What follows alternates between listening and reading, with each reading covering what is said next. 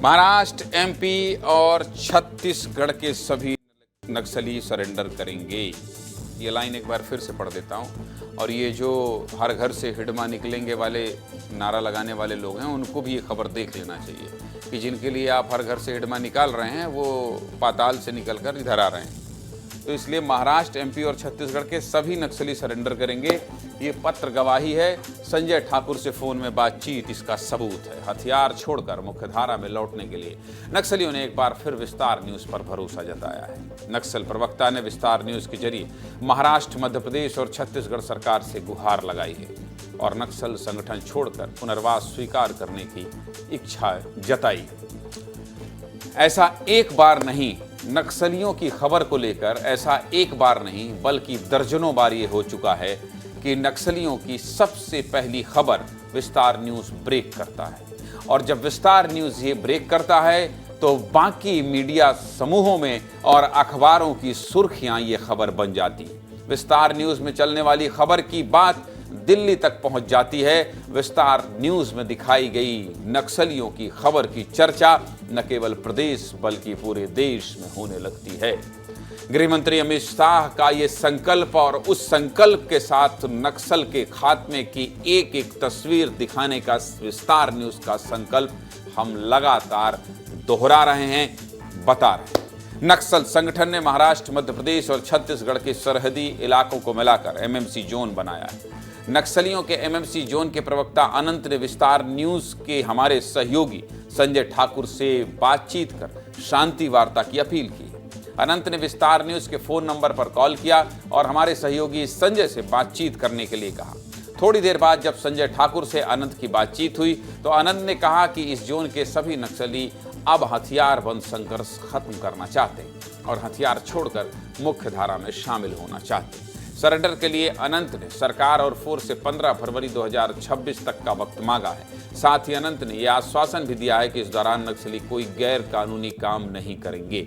नक्सल प्रवक्ता ने अपने साथियों से भी अपील की है कि जैसे ही ये संदेश उन तक पहुंचे वैसे ही बाकी लोग भी हिंसक कार्यवाहियों को बंद कर दें। सबसे पहले नक्सली प्रवक्ता अनंत की हमारे साथी संजय ठाकुर से बातचीत क्या हुई है ये सुना देते हैं, सुनिए। हम एमएमसी स्पेशल जोनल कमेटी भी हथियार छोड़कर सरकार के पुनर्वास और पुनः मार्गम योजना का स्वीकार करना चाहती है। क्योंकि हमारी पार्टी जनवादी केंद्रीयता के उसूलों पर चलती है, इसलिए सामूहिक रूप से इस निर्णय को लेने में हमें कुछ वक्त लगेगा। हमारे साथियों से संपर्क करने और उक्त संदेश हमारी पद्धति के अनुरूप उन तक पहुंचाने में हमें वक्त चाहिए।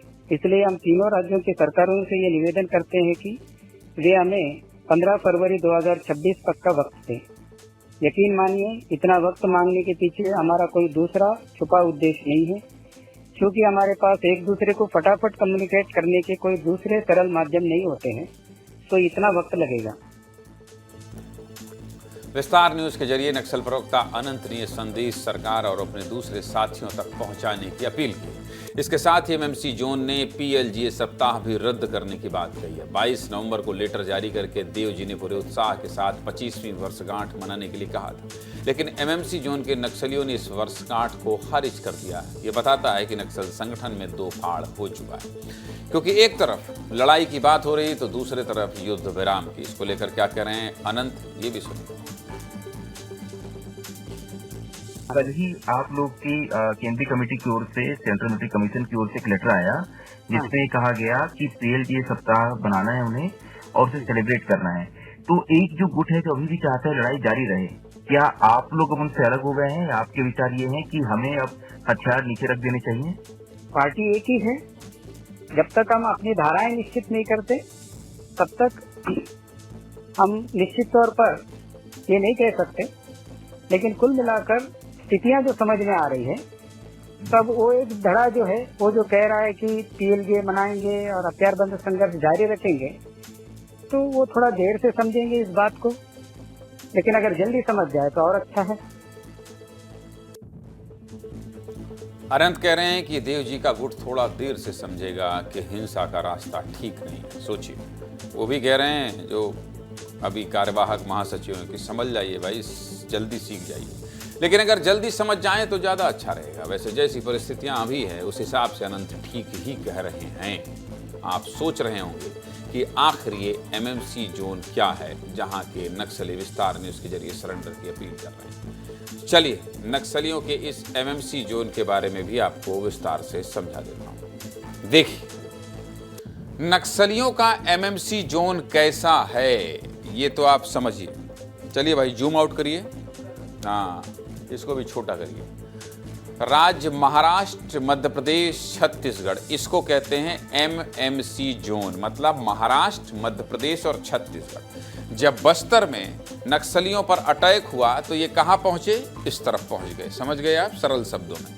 अब देखिए, ये जीआरबी डिवीजन है, ये महाराष्ट्र में है। गोंदिया, राजनांदगांव, मोहला मानपुर, बालाघाट, ये 4 जिले हैं जो छत्तीसगढ़ और महाराष्ट्र की सीमा से लगे हुए हैं। इसको जीआरबी डिवीजन कहते हैं। ये महाराष्ट्र छत्तीसगढ़ के बीच में आता है। कान्हा और भोरमदेव ये मध्य प्रदेश और छत्तीसगढ़ को टच करते हैं। मध्य प्रदेश छत्तीसगढ़ का ये बॉर्डर है, कवर्धा वाला इलाका है। ये देखिए कवर्धा और मंडला।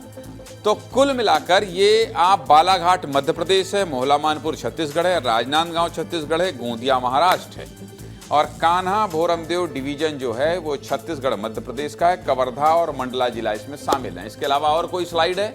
ये देखिए एमएमसी जोन के बड़े नक्सली कौन हैं, सीसी मेंबर कौन है? मिलिंद तेल तुंबडे उर्फ जीवा, ये मारा गया है। स्टेट कमेटी मेंबर ये बचे हैं। राजेश उर्फ मंगू, ये जीआरबी डिवीजन से हैं जो मैं आपको बता रहा था। सुरेंद्र उर्फ कबीर, ये कान्हा भोरमदेव डिवीजन में ही, ये सब आना चाहते हैं। और प्रवक्ता अनंत जो ये कह रहे हैं कि नहीं, हमको थोड़ा वक्त दे दीजिए और हम जो है सरेंडर करने वाले हैं। ऐसा माना जाता है कि साल 2021 में सीसी मेंबर मिलिंद उर्फ जीवा के एनकाउंटर के बाद इस इलाके में कोई बड़ा नक्सली लीडर नहीं बचा। लेकिन अभी के समय में नक्सल प्रवक्ता अनंत इस इलाके में सबसे प्रभावशाली नक्सली नेताओं में से एक है। इतना ही नहीं, अब तक नॉर्थ बस्तर में सक्रिय सीसी मेंबर रामधेर भी कुछ वक्त पहले इसी इलाके में अपनी टीम के साथ पहुंचा है। आपको बता दूं कि हिडमा के बाद रामधेर नक्सलियों की सेंट्रल कमेटी में पहुंचने वाला दूसरा बस्तर का आदिवासी। नक्सलियों का एमएमसी जोन फिलहाल बहुत कमजोर स्थिति में है। इसे जड़ से खत्म करने के लिए लंबे समय से अभियान चलाया जा रहा है। एमएमसी जोन में आने वाले खैरागढ़, राजनांदगांव और गढ़चिरौली के जंगलों में 3 राज्यों की फोर्स लगातार सर्च ऑपरेशन चला रही है। ऐसे में अगर ये बड़ा सरेंडर होगा तो मध्य प्रदेश, महाराष्ट्र और छत्तीसगढ़ के सीमावर्ती क्षेत्र एक झटके में नक्सल मुक्त हो जाएंगे। नक्सल प्रवक्ता अनंत के हथियार छोड़ने वाले प्रस्ताव पर छत्तीसगढ़ के मुख्यमंत्री विष्णुदेव साय ने सरकार का रुख स्पष्ट कर दिया है। सीएम विष्णुदेव साय ने नक्सलियों को हिंसा का रास्ता छोड़ने के लिए कहा है और आश्वासन दिया है कि सभी के साथ न्याय किया जाएगा। क्या कह रहे हैं मुख्यमंत्री विष्णुदेव साय? नक्सलियों का ये मानना था कि हमारी बातचीत पहुंचाइए, तो पहले मुख्यमंत्री का सुना देते हैं, इसके बाद गृह मंत्री ने क्या कहा है ये विस्तार से सुनाएंगे। सुनिए। और हाँ, ये जो अनंत ने प्रस्ताव भेजा है इसमें मैंने एक जगह अनंत को इज्जत दे दी है। नक्सली हैं बोला है।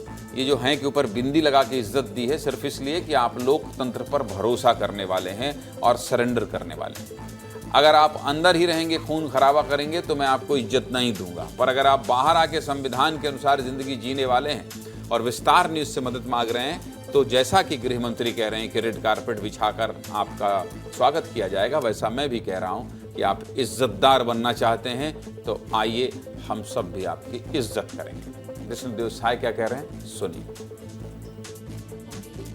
अभी कोई नई बात थोड़े, हम तो जब से सरकार में आए तब से आह्वान किए हैं नक्सलियों से कि आप हिंसा की भाषा छोड़िए और विकास की मुख्यधारा से जुड़िए, आपके साथ सरकार न्याय करेगी। चलिए अब मेरे उस सहयोगी के पास आपको लेकर चलता हूं जिनकी बातचीत के बाद प्रदेश और देश में ये चर्चा शुरू हो गई है कि क्या इस सरेंडर के बाद एमएमसी जोन महाराष्ट्र, मध्य प्रदेश और छत्तीसगढ़ से माओवाद का खात्मा हो जाएगा। बहुत बड़ी खबर लेकर आए हैं संजय। आपकी बातचीत में आज देख रहा था कि अखबारों की सुर्खियां हैं, तमाम चैनलों में ये बातचीत चल रही है, सोशल मीडिया में भरा पड़ा हुआ है। जहां भी आपकी बातचीत अनंत से है उसको 1-1 मिलियन लोग अलग अलग प्लेटफॉर्म में, अलग अलग पेज में देख रहे हैं। मतलब करोड़ों लोगों ने वो बातचीत सुनी है संजय, जो आपने अनंत से की है। इसके अलावा आपसे चूंकि माओवादियों की एक बहुत बड़ी अपील थी, ऐसे में हमने सरकार तक आपकी बातचीत पहुंचा दी है। तो कुल मिलाकर माओवादी या अनंत या वो संगठन जो सरेंडर करना चाहते हैं, वो जो चाहते थे वो भी हमने गृह मंत्री को दिखा दिया है, मुख्यमंत्री को बता दिया है। इसका जवाब क्या है ये भी हम विस्तार से सुनाएंगे। फिलहाल संजय, अब तक का अपडेट विस्तार न्यूज के दर्शक सुनना चाहते हैं आपसे। संजय जी, मुझे लगता है मुझे दर्शकों के साथ सीधे अनंत तक ये संदेश अब पहुंचाना होगा, क्योंकि अनंत का मोबाइल बंद है। ऐसे में उसने मुझसे कहा था कि जो रिएक्शन वो टीवी पर देखेंगे उसके आधार पर वो फिर से हमसे संपर्क करने की कोशिश करेंगे। तो अनंत, सरकार की ओर से, खास तौर पे छत्तीसगढ़ सरकार की ओर से बहुत ही पॉजिटिव रिएक्शन आया है। उन्होंने कहा है कि यदि आप हथियार लेके वापस आते हैं, आप शांति की राह चुनते हैं, तो आपका स्वागत होगा। इसके अलावा महाराष्ट्र की ओर से भी वहाँ के जो बड़े पुलिस अधिकारी हैं उनकी ओर से यह आश्वासन मिला है कि यदि आप उस ओर भी निकलने की कोशिश करते हैं तो वहाँ आप सुरक्षित रहेंगे, आपके लिए एक सेफ कॉरिडोर बनाया जाएगा। इसके अलावा मेरी केंद्रीय गृह मंत्रालय कुछ अधिकारियों से ही बात हुई, उनका भी साफ तौर पर यही कहना है कि यदि अनंत अपने साथियों के साथ हिंसा का रास्ता छोड़कर वापिस आते हैं तो उनका स्वागत है और उनकी सुरक्षा अब सरकार की जिम्मेदारी है। ऐसे में मुझे लगता है कि यदि आपने घर वापसी का पुनर्वास करने का, मुख्यधारा में जुड़ने का फैसला किया है तो आप अपने साथियों से बात कर सकते हैं, लेकिन समय जो सीमा आपने मांगी है वो सीमा फिलहाल आपके लिए शायद अलाउ नहीं है। आपके लिए ये कहा गया है कि आप अपने 1 या 2 साथियों के साथ वापिस आइए, आप जंगलों से बाहर निकलिए, आप हमारे साथ, मैं आपको अपनी गाड़ी में बैठाकर राज्य के गृह मंत्री के पास लेकर चलूंगा, वहां आपसे उनकी 1-to-1 चर्चा होगी और इसके बाद आपको सुरक्षित हम वापस जंगलों तक छोड़ कर आएंगे।